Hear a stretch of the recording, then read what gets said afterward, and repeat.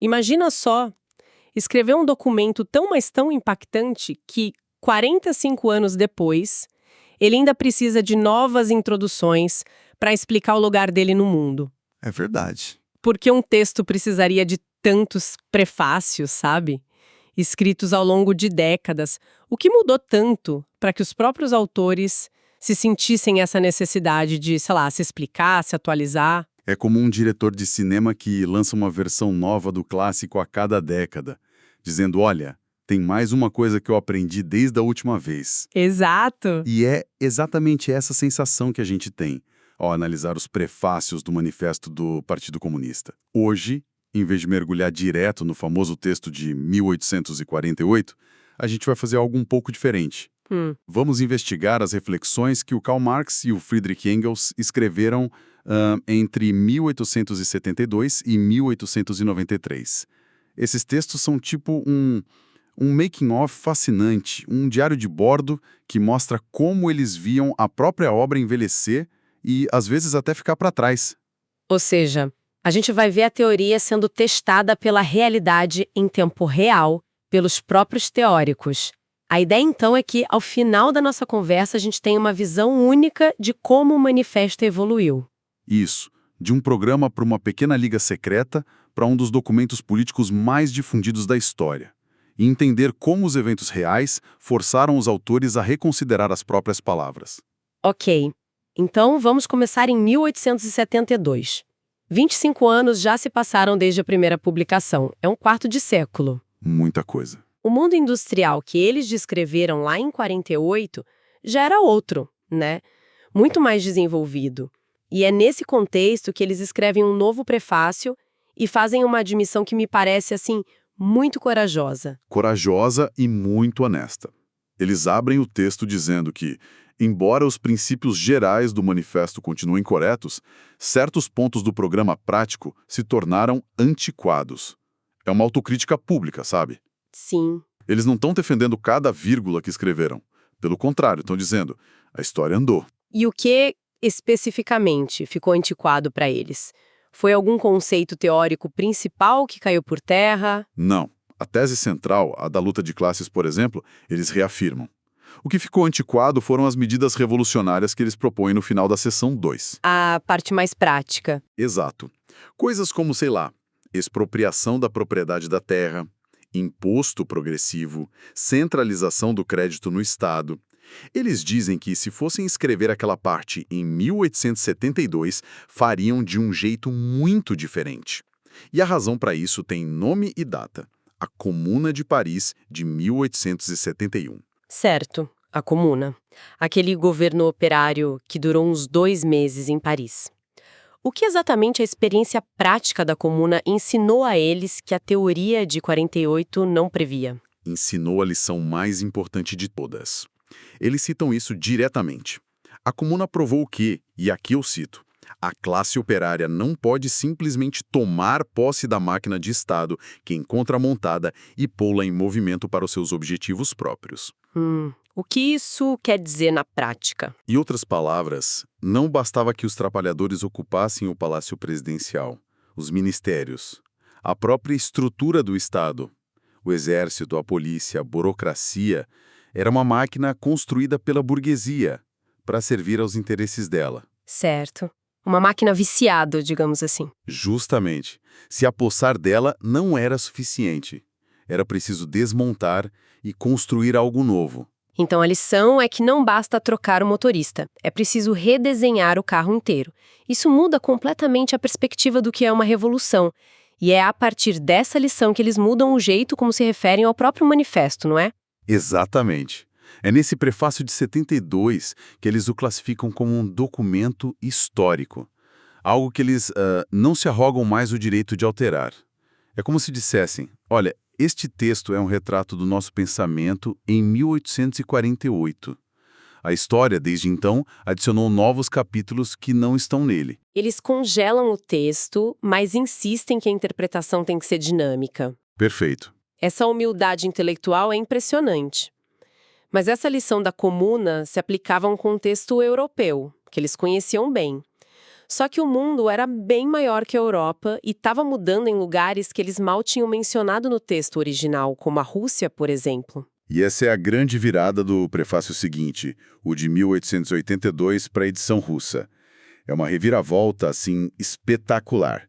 No texto de 47, a Rússia é basicamente o grande vilão, a última grande reserva de toda a reação europeia. Certo. E os Estados Unidos são a válvula de escape que absorvia o excesso de proletários da Europa. Os dois, de certa forma, sustentavam a ordem burguesa europeia. E em 1882, quase 35 anos depois, o cenário é outro. Completamente outro. Os Estados Unidos, com sua produção industrial e agrícola massiva, agora ameaçam o monopólio da Europa. E a Rússia? A Rússia, que era o símbolo da estagnação, agora é descrita por eles como a vanguarda da ação revolucionária na Europa. Nossa, uma inversão de 180 graus. Total. O Tsar, antes o chefe da reação, agora é um prisioneiro de guerra da Revolução, isolado no seu palácio. E essa nova realidade russa traz um problema teórico fascinante, né? Algo que não se encaixava no modelo que eles tinham desenhado para a Europa Ocidental. Exatamente. Na Rússia, ainda existia a Obshtina, a comuna camponesa com posse coletiva da terra. Era uma forma de propriedade pré-capitalista. E a grande questão era, a Rússia precisa necessariamente passar por todo o processo de capitalismo, como aconteceu no Ocidente? Ou essa Obshtina poderia ser um ponto de partida direto para o comunismo, pulando etapas. Isso. Um atalho histórico, por assim dizer. Isso desafia aquela ideia de um caminho único e linear para a história que muita gente atribui a eles. E qual é a resposta que eles dão? Uma resposta muito, mas muito cuidadosa e, acima de tudo, condicional. Eles dizem que sim, a Comuna Russa poderia ser esse ponto de partida, mas com uma condição muito clara. Se a Revolução Russa se tornar o sinal de uma revolução proletária no Ocidente, de tal modo que ambas se completem. Ah, então uma dependeria da outra. Exato. O destino da Comuna Russa não estava nela mesma, mas na sua conexão com o movimento internacional. A revolução num país agrário só teria chance se fosse apoiada pela revolução nos países industrializados. É uma resposta que mostra uma flexibilidade teórica enorme. Eles estão adaptando o pensamento à realidade, e não o contrário. Essa análise da Rússia foi uma das últimas grandes colaborações dos dois, não foi? Sim. Um ano depois, em 1883, o Marx morre. E a tarefa de continuar esse diálogo com a história, através dos prefácios, caberia só ao Engels. E o prefácio de 1883, para a nova edição alemã, já começa com um tom muito diferente, bem mais pessoal e solene. Sim, é um texto que tem o peso do luto. O Engels abre dizendo: "Tenho, infelizmente, de assinar sozinho o prefácio. Marx repousa no cemitério de Highgate." Com a morte do amigo, o Engels sente a necessidade de blindar o legado dele. Ele precisa cristalizar o que ele considerava ser o pensamento fundamental da obra. E como ele define esse pensamento fundamental? Ele consegue resumir? Consegue, e de um jeito bem claro. Ele diz que a ideia central é que a produção econômica de uma época e a estrutura social que deriva dela formam a base da história política e intelectual daquela época. Certo. Aí, a consequência lógica disso é que toda a história, desde que acabou a propriedade comum da terra, tem sido uma história de lutas de classes, entre explorados e exploradores. E no prefácio para a edição inglesa de 1888, ele vai ainda mais longe nessa defesa do legado. Muito mais longe. Ele não só repete essa tese, como a eleva a um status assim monumental. Ele compara a importância dessa ideia para a ciência da história com a importância que a teoria da evolução de Darwin teve para a biologia. Nossa, comparar com Darwin é colocar num patamar bem alto, né? É o mais alto possível na ciência do século XIX. E talvez o mais importante para ele naquele momento, ele faz questão de cravar a autoria. Esta ideia pertence única e exclusivamente a Marx. Ele age ali como o guardião da memória intelectual do amigo. Quase um testamento intelectual. E com essa ideia fundamental estabelecida, o Engels passa nos prefácios seguintes a documentar algo novo. O próprio manifesto já não era só uma teoria, era um fenômeno histórico global. Exato. Os últimos prefácios dos anos 90 funcionam como um relatório de progresso da disseminação do texto. Eles mostram um Engels quase maravilhado com o alcance que a obra deles atingiu. No prefácio polonês de 92, ele o descreve como, sem dúvida, a produção mais internacional e mais divulgada de toda a literatura socialista. E ele lista as traduções, né? Sim, dinamarquês, espanhol, francês.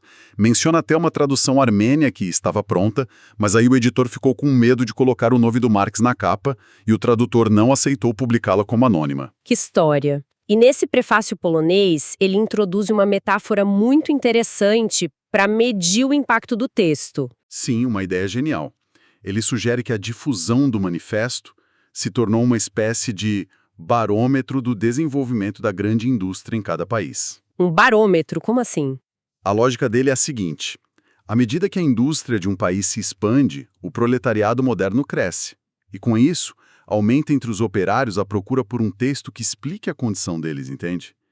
Então, o simples fato de uma nova edição em polonês ser necessária era, para o Engels, uma prova do progresso industrial da Polônia. Ah, então a lógica é invertida. Em vez de ver o livro como a causa da revolução, ele o via como um sintoma do avanço das condições que tornam a revolução possível. Precisamente. E ele conecta isso com as lutas pela independência nacional, como no caso da Polônia. Ele argumenta que uma Polônia independente era do interesse de todo o proletariado europeu, porque a colaboração internacional só seria genuína se cada nação fosse soberana. Entendi. E com essa difusão toda, uma questão de terminologia que talvez parecesse menor lá em 1847 se tornou central. Hoje em dia, muita gente usa socialista e comunista de forma quase igual, mas o Engels faz questão de explicar por que eles escolheram um nome e não outro. Essa é uma das explicações mais reveladoras que ele dá no prefácio de 1890. Ele nos transporta de volta para a Europa de 1847 e pergunta: por que manifesto comunista e não manifesto socialista? A resposta está no que essas palavras significavam naquela época. E o que elas significavam? Em 1847, socialista se referia a dois grupos. De um lado, os adeptos dos sistemas utópicos, como os seguidores de Owen na Inglaterra e Fourier na França, que já eram vistos como seitas em declínio. Certo. Do outro lado, tinha o que o Engels chama de charlatães sociais. Reformadores que prometiam curar os males da sociedade com todo tipo de remendo, mas sem nunca tocar no capital e no lucro. Ou seja, o socialismo era um movimento de fora da classe trabalhadora. Exatamente. Engels diz que o socialismo era um movimento de classe média. No continente, era considerado respeitável, de salão. O comunismo, ao contrário, era um movimento da classe operária. Ah, Era o nome que se dava àquele setor de trabalhadores que, por instinto, já sentia que uma mera reforma política não era suficiente e exigia uma transformação completa da sociedade. Era um movimento descrito como cru, tosco, puramente instintivo. então a escolha do nome foi, na verdade, uma declaração de identidade? Eles estavam escolhendo um lado. Sem dúvida. Como a tese central deles era que a emancipação da classe operária tem de ser obra da própria classe operária, a escolha era óbvia.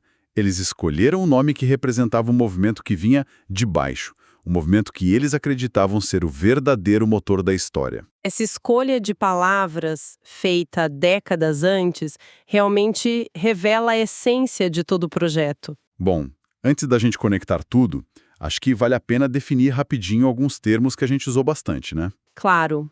Primeiro, a Liga dos Comunistas. Foi a organização operária internacional para a qual o manifesto foi escrito como programa oficial. Era uma sociedade secreta, por causa da repressão política da época. Certo. Segundo, a Comuna de Paris, 1871. Foi o governo revolucionário da classe trabalhadora que tomou o poder em Paris por 72 dias. E para Marx e Engels, foi a primeira demonstração prática de um governo operário e deu aquela lição crucial sobre transformar e não só ocupar o Estado. Perfeito. E, por fim, obstina. É o termo russo para a comunidade camponesa tradicional que tinha a posse coletiva da terra. A existência dela na Rússia levantou todo aquele debate teórico sobre um possível caminho não capitalista para o comunismo, diferente do que aconteceu na Europa Ocidental. Perfeito. Agora, conectando os pontos. O que a leitura atenta desses prefácios adiciona à nossa compreensão do manifesto como um todo? Para mim, adiciona a dimensão mais importante, a dimensão crítica. Os prefácios nos ensinam a não ler o manifesto como um texto sagrado, uma profecia que não pode ser mudada. Os próprios autores o tratavam como uma análise histórica. As conclusões táticas precisavam ser sempre reavaliadas com base nos novos acontecimentos. Eles nos mostram que a teoria não é um dogma, mas um método de análise em diálogo com a prática. É verdade. Se em outros momentos desta série a gente discutiu as teses do manifesto como foram escritas lá em 48, esta análise nos mostrou o making-of da longevidade dele. Vimos os autores dialogando com a própria obra, ajustando o foco e aprendendo com a história. Isso. E com essa moldura histórica bem compreendida, com essa perspectiva dos próprios autores, estamos muito mais preparados para mergulhar no coração do texto. No nosso próximo encontro, vamos finalmente analisar a primeira e mais famosa seção, burgueses e proletários, e desvendar essa dinâmica da luta de classes. Excelente! Para resumir, o que aprendemos hoje com esta análise dos prefácios é que, primeiro, o manifesto deve ser lido como um documento histórico, cujas aplicações práticas mudam com o tempo, uma visão defendida pelos próprios autores. Segundo, que eventos históricos concretos como a Comuna de Paris e o movimento na Rússia foram absolutamente cruciais para a evolução do pensamento de Marx e Engels, forçando eles a refinar e até corrigir as próprias teses. E terceiro, que a disseminação global do texto no final do século XIX não foi um acidente. Foi um reflexo direto do crescimento da indústria e do movimento operário mundial, funcionando, nas palavras do Engels, como um verdadeiro barômetro histórico. E fica aqui uma reflexão final. Ao se recusarem a atualizar o texto original de 1848, tratando-o como um documento histórico, Marx e Engels talvez nos tenham deixado a maior lição de todas, a de que cada geração tem a responsabilidade não de repetir mecanicamente as palavras do passado, mas de analisar criticamente o seu próprio tempo com as ferramentas que a história lhe oferece. A tarefa de escrever os prefácios para o nosso próprio tempo é, no fim das contas, nossa. Para continuar essa jornada, não deixe de acompanhar o próximo episódio da nossa série.